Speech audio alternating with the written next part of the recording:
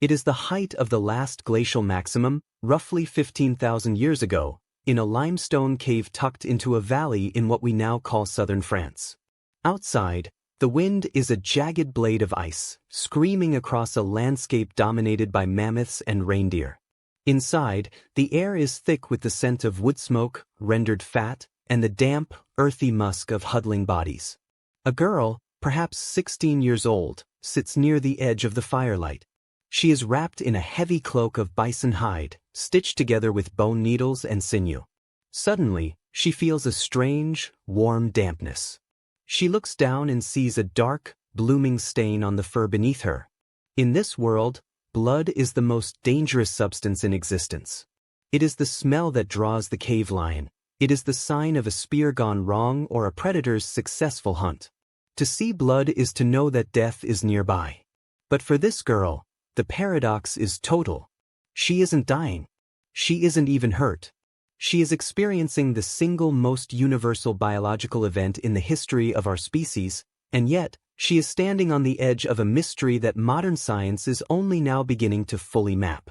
You might assume this girl was terrified, or that her community viewed her as a walking disaster, but that's because we tend to project our own modern anxieties onto a past that was far more pragmatic than we give it credit for.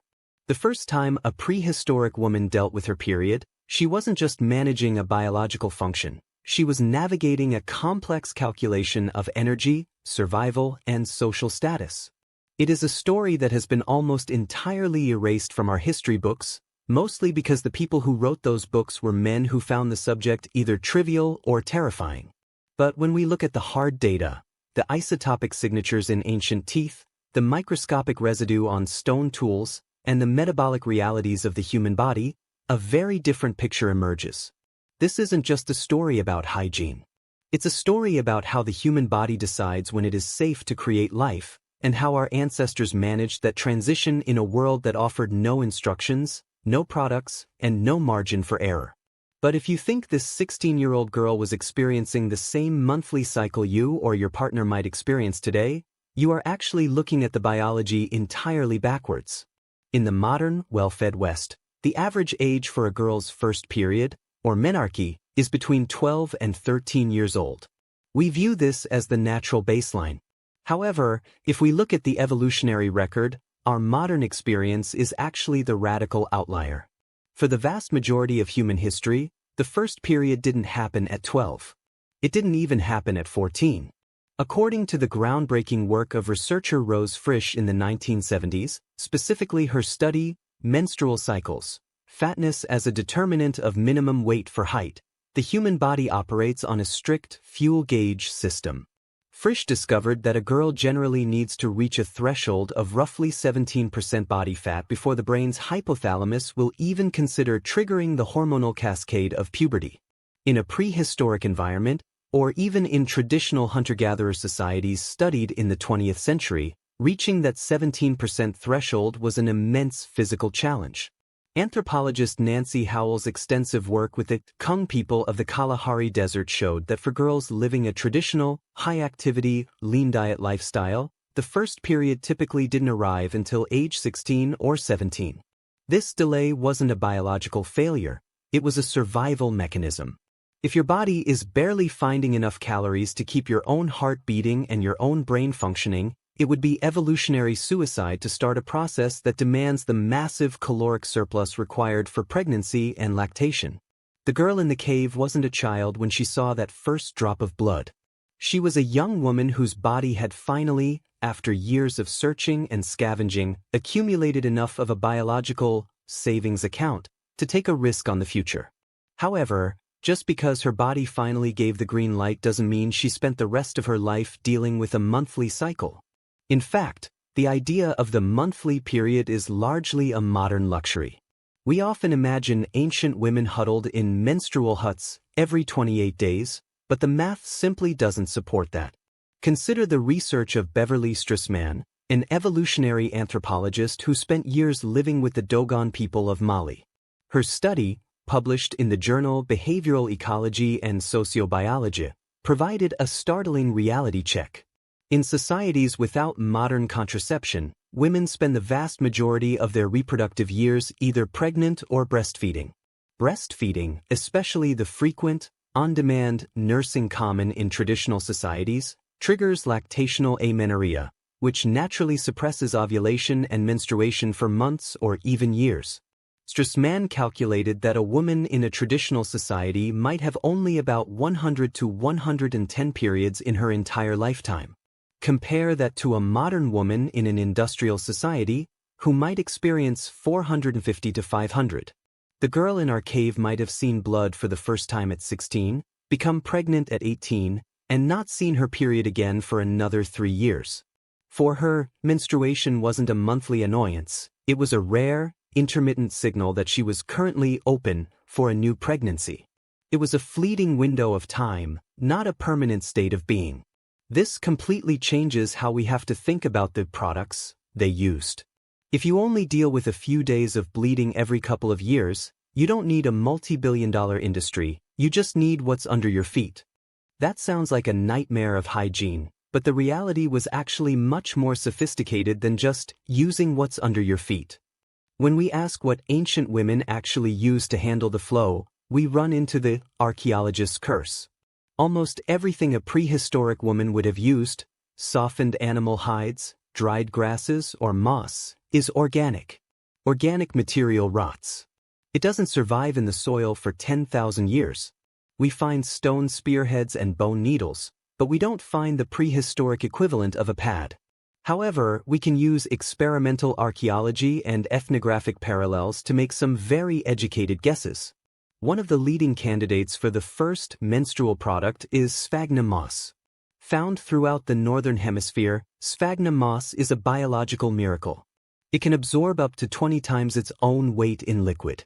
But more importantly, it is naturally mildly acidic and contains phenolic compounds that inhibit the growth of bacteria. It is, quite literally, a sterile, highly absorbent, disposable pad provided by nature.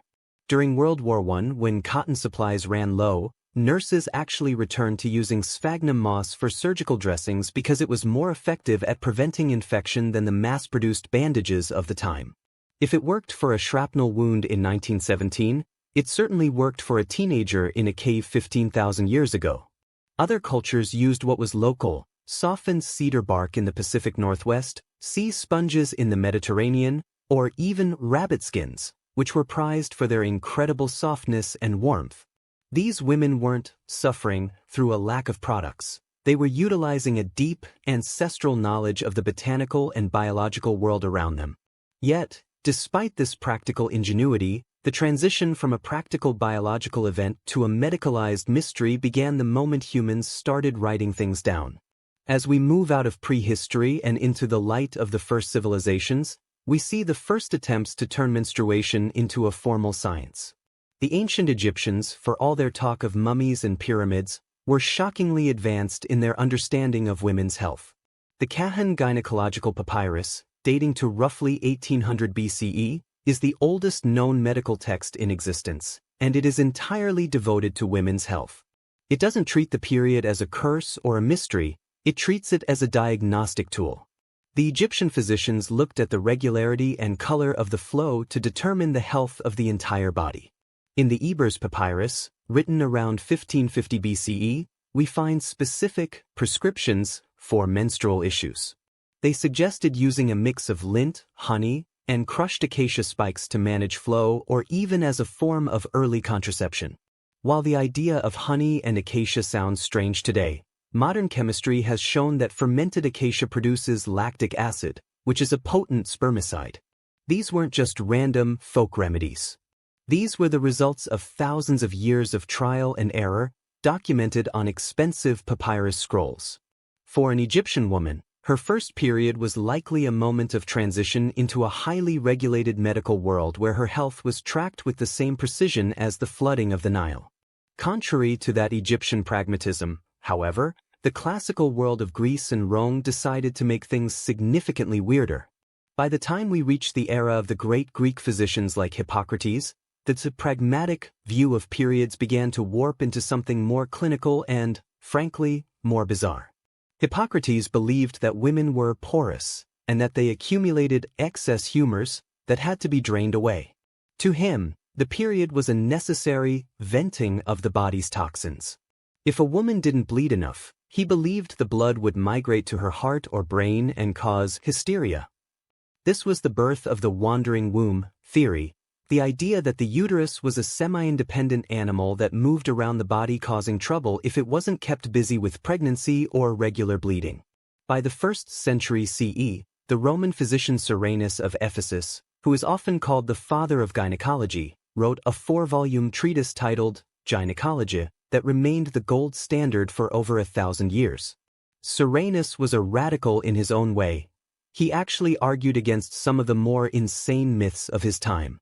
He was one of the first to suggest that women should actually rest and avoid heavy labor during their periods, and he recommended using soft wool or lint as absorbent material. But even Cyrenius couldn't stop the tide of superstition that was beginning to rise. While the medical elites were debating humors and wool, the general public was beginning to view the menstruating woman as a source of almost supernatural power, and not the good kind. Now, you might think that having supernatural power sounds like a promotion, but the reality was more like a social prison. This is where we see the birth of the menstrual taboo, a cultural shift that would haunt women for the next 2,000 years. The most famous example of this comes from Pliny the Elder, the Roman naturalist who wrote Natural History in 77 CE. Pliny was a smart man, but when it came to periods, he went off the deep end. He wrote with absolute confidence that a menstruating woman could turn new wine sour, make crops wither, kill bees in their hives, and even rust iron. He claimed that if a woman in her period sat under a tree, the fruit would fall off prematurely, and if she looked in a mirror, the polish would fade forever. This wasn't just one man's opinion. It was a reflection of a growing cultural anxiety. As societies became more patriarchal and more urbanized, the once natural biological cycle of the cave was rebranded as something unclean. This transition is visible in the evolution of religious texts. In the Hebrew Bible, specifically the book of Leviticus, the laws of Niddah established that a woman was ritually impure during her period and for 7 days afterward. Anyone or anything she touched became unclean. This wasn't necessarily about hygiene. The Romans and Israelites were actually quite obsessed with bathing. It was about social control. By labeling a fundamental biological process as impure, you could effectively remove women from the public sphere for 1/4 of their adult lives. The girl in the cave had a ritual. The woman in the Roman city had a restriction. But before you assume that every ancient woman was living in a state of Pliny-induced terror, the archaeological record suggests that the taboo was often a top-down rule that common people frequently ignored. While the elite men were writing about withered crops and rusted iron, the average woman was just trying to get through her day. We see evidence of this in the Great Silence of the Middle Ages. In the medieval period, there is almost no written record of how women handled their periods. It was a private matter, which in historical terms usually means it was a woman's matter that men didn't think was worth the ink. But we know from court records and household accounts that rags were the universal standard. The term on the rag isn't just a modern idiom. It is a literal description of how nearly every woman in history managed her cycle. They used clouts, strips of linen or hemp that were folded, used, washed, and reused for years. In fact, a woman's clouts were often part of her dowry or her inheritance. They were valuable property. If you were a medieval peasant, you didn't have the luxury of sitting in a menstrual hut for a week. You had cows to milk, bread to bake, and fields to weed. The biological reality of the period had to be integrated into a life of grueling physical labor. There is even some evidence that women in the Middle Ages simply free-bled into their shifts or chemises, long, linen undergarments that were easy to wash and bleach in the sun. It wasn't glamorous, it wasn't pure, and it certainly wasn't what Pliny the Elder would have approved of, but it was the reality for 99% of the female population for over a millennium. However, the truly shocking part of this story isn't how ancient it is, but how modern the solution actually turned out to be. We tend to think of history as a slow, steady climb toward progress, but in the world of menstrual health, we spent about 2,000 years standing perfectly still. Between the wool recommended by Serenus in 100 CE and the linen rags of 1800 CE, almost nothing changed. The first major leap forward didn't come from a doctor's office or a laboratory, it came from the mud and blood of the trenches in World War I. In 1914, a company called Kimberly-Clark developed a material called Celicotton, a creped wadding made from wood pulp. It was 5 times more absorbent than cotton and significantly cheaper to produce. It was intended for surgical dressings to treat the horrific wounds of the Great War. But the Red Cross nurses on the front lines quickly realized that Celicotton was far more effective than the cumbersome, unhygienic cloth rags they had been using for their own cycles. When the war ended, Kimberly-Clark was left with a massive surplus of Celicotton and a new idea. In 1920, they launched Kotex, the first commercially successful disposable pad. But there was a problem. Victorian-era shame was still so powerful that many stores refused to stock it, and many newspapers refused to advertise it. Even the name Kotex, a combination of cotton and texture, was designed to be a code word so women wouldn't have to say what they were buying. It took another decade, and the invention of the modern applicator tampon by Dr. Earl Haas in 1931, for the industry to truly take hold. For 190,000 years, women handled their periods with moss, wool, and rags. In just the last 100 years, the blink of an eye in evolutionary terms, we have moved into an era where the biological reality of the period is almost entirely hidden behind a multi-billion-dollar wall of plastic and secrecy. Which brings us to the most uncomfortable realization of all. We might have the best technology in history, but we might have the worst understanding of the biological message the period is sending. We have spent so much time trying to solve the period that we have forgotten it is a fuel gauge. Today, we see a disturbing trend known as the secular trend in menarche. In the United States, the average age of the first period is dropping again, with some girls starting as early as 9 or 10. Scientists believe this is due to a combination of things: increased body fat from processed diets, environmental endocrine disruptors, and even the psychological stress of modern life. Unlike our girl in the cave, whose body waited until she was strong and stable enough to support a life, modern bodies are being tricked into starting the process before the mind or the social structure is ready for it.